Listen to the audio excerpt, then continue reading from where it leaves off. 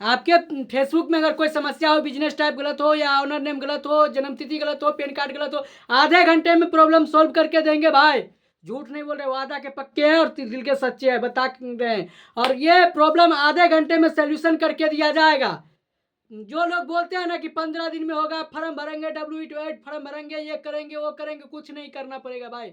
आप आइए, आधे घंटे में प्रॉब्लम सॉल्व करवा के जाइए। नहीं विश्वास हो रहा है तो वीडियो अपलोड है, जाकर के देख लीजिएगा। चैनल पे वीडियो अपलोड है, देख लीजिए कितना देर में सही होता है।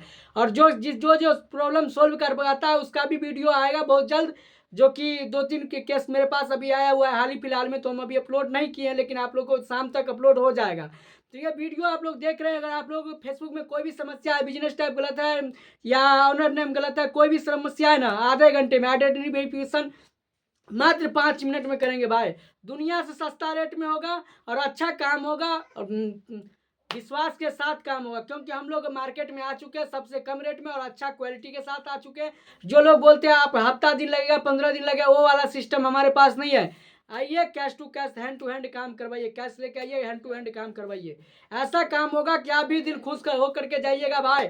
वीडियो अच्छा लगे तो लाइक कमेंट शेयर जरूर करें।